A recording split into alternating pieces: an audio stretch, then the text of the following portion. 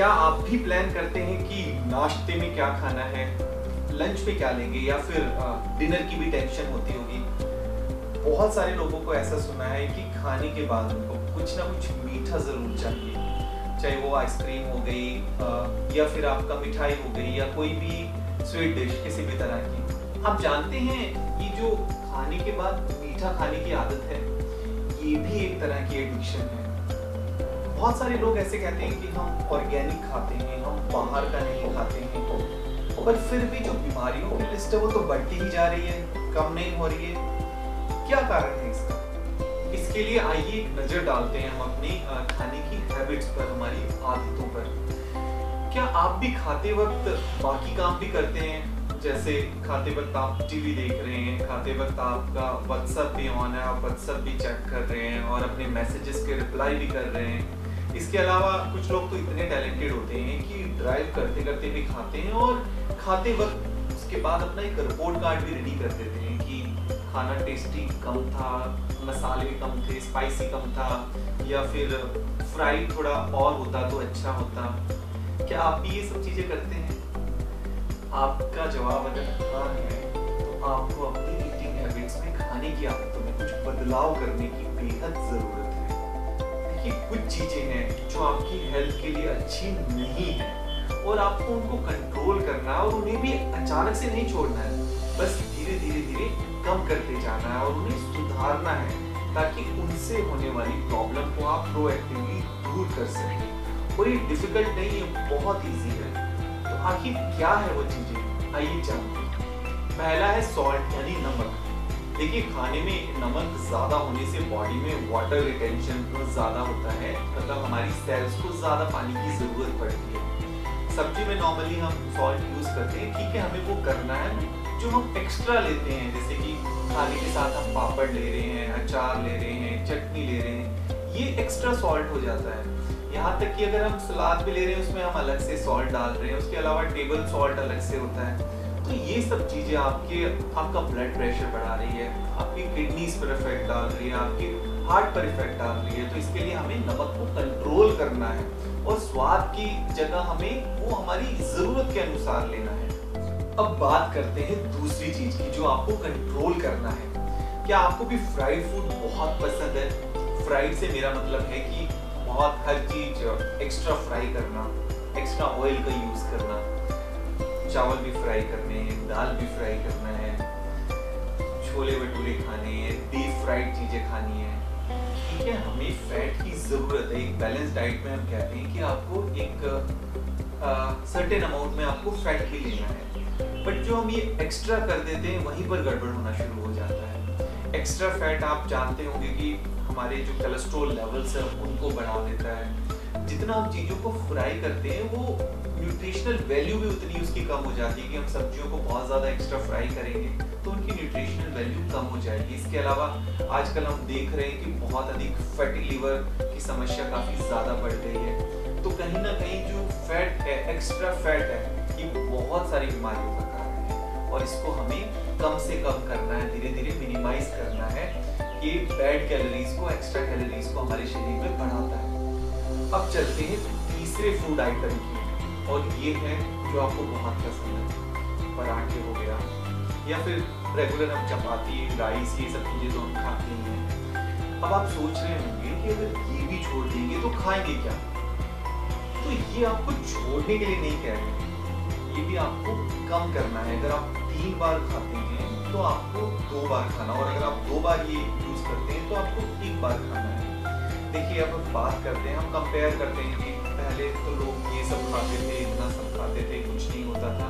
वो बात बिल्कुल राइट है, पर अभी फिलहाल के टाइम पे हम देखें जिस तरह से हमारी टेक्नोलॉजी है और सब चीज़ें डिजिटलाइज हो गई है, और फिलहाल हमने लॉकडाउन के अंदर भी देखा बहुत सारा काम हम वर्क फ्रॉम होम करते हैं, हमारी उतनी फिजिकल एक्टिविटीज होती नहीं है, हम बहुत ज़्यादा पैदल चलते नहीं है, थोड़ी थोड़ी दूर के लिए हम स्कूटी यूज़ कर रहे हैं, हम कार यूज़ कर रहे हैं, तो हमारा जो मूवमेंट है वो बिल्कुल कम हो गया है। तो उसके अकॉर्डिंगली हम लोगों को अपनी जो कैलोरीज इंटेक है उसको भी कम करना है। तो धीरे धीरे इसको भी आपको रिड्यूस करना है। देखिए, हमारा मूवमेंट बहुत ज़्यादा होता नहीं है, फिजिकल एक्टिविटीज़ कम हो गई हैं, तो ऐसे में ज़्यादा पराठे या राइस खाने से डाइजेशन सही से हो नहीं पाएगा और आपकी बॉडी के लिए वो बहुत अच्छा भी नहीं है। वैसे भी ये चीज़ें ज़्यादा खाने से लेजीनेस आप में बढ़ेगा, नींद बहुत ज़्यादा आएगी और अलर्टनेस या एक्टिवनेस आपके अंदर उतना नहीं होगा। तो एक फ्लेक्सिबल बॉडी के लिए आपको एनर्जी की ज़रूरत है और इसके लिए आप एनर्जी के लिए आप राइट सोर्स ऑफ कैलोरीज लीजिए, जैसे फ्रूट्स हो गए, वेजिटेबल्स हो गए, फ्रूट जूसेस हो गए। इससे हमें राइट और रिक्वायर्ड एनर्जी मिल जाती है। इसके अलावा हम ये भी कर सकते हैं कि अगर हम 3 टाइम डाइट ले रहे हैं तो हम उसे 2 टाइम कर सकते हैं, ताकि आप बॉडी में एक्स्ट्रा और अननेसेसरी फूड ना जाने दें।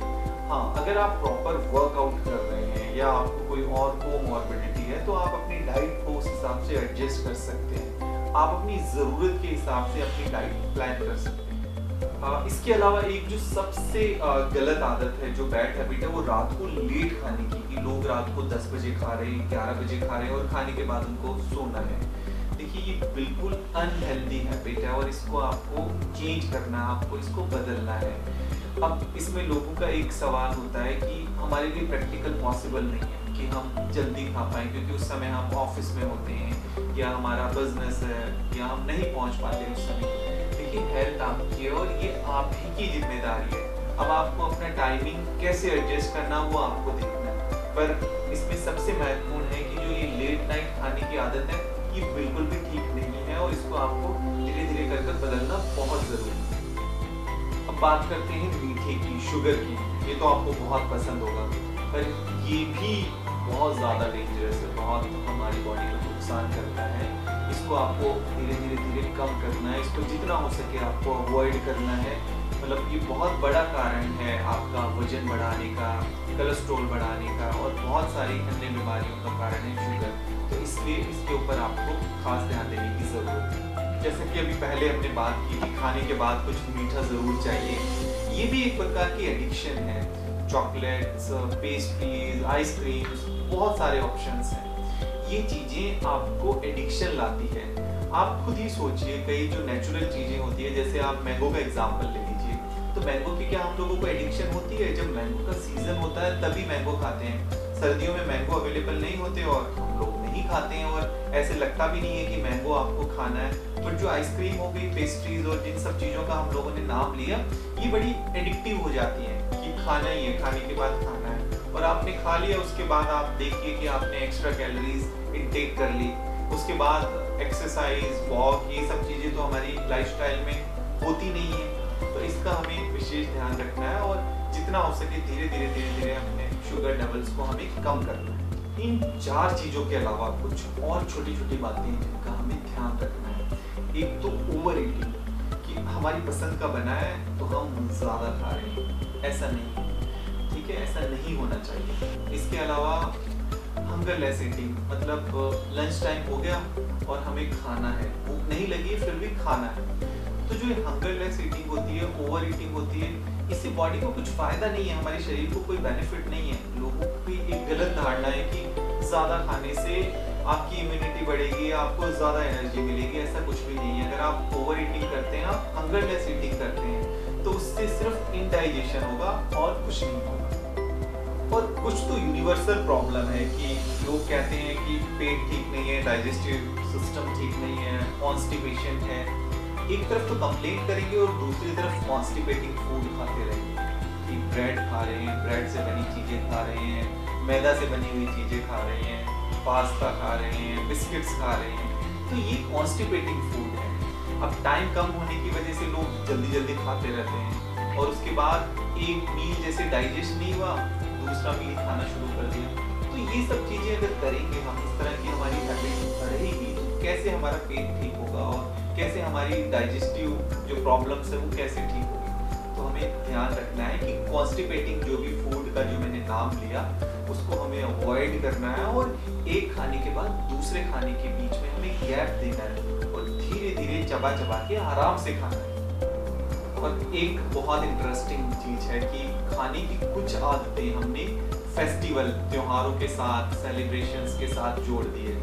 जैसे कि प्रमोशन हुआ तो पार्टी, अच्छा पार्टी तो फिर वही सब कुछ चीज़ें खाना, नई जॉब लग गई है फिर पार्टी, नई कार पार्टी, बच्चा पास हो गया है, ओके चलो पार्टी करते हैं। और कुछ लोग तो नया फोन ले लिया है, चलो फिर पार्टी करते हैं। चलिए ठीक है, सेलिब्रेशन करना अच्छी बात है, पार्टी करना अच्छी बात है, बट पार्टी में फिर क्या होगा? वही सब जंक फूड, वही सब ऑयली फूड। तो ठीक है, आप करिए पार्टी, आप इंजॉय करिए, पर आप अपना खाने की हैबिट्स का ध्यान रखिए, आदतों का ध्यान रखिए। कोशिश करिए कि ठीक है, आप इस तरह की अगर सेलिब्रेशंस कर रहे हैं तो उसमें कुछ नेचुरल चीज़ों का आप इस्तेमाल करें। और जैसा बार बार हम बता रहे हैं कि अननेसेसरली बाहर की चीज़ें खाना, जंक फूड खाना, ये सब आपके शरीर को नुकसान ही पहुंचाएगी, इससे कोई आपको फायदा नहीं।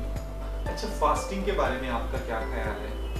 जनरली हम सभी को वंस इन अ वीक, हफ्ते में एक बार नहीं तो 2 हफ्ते में एक बार तो फास्टिंग ज़रूर करना चाहिए। अगर ये पॉसिबल ना हो तो फिर आप ऐसा कर सकते हैं कि 12 घंटे का एटलीस्ट गैप कर दें, कि रात को आपने 10 बजे खाया है तो सुबह 10 बजे तक, या उसको धीरे धीरे और थोड़ा थोड़ा बढ़ाते रहिए। 12 से आपने 16 घंटे दे दिया, कि डाइजेस्टिव सिस्टम को आपको थोड़ा तो रेस्ट देने की ज़रूरत है।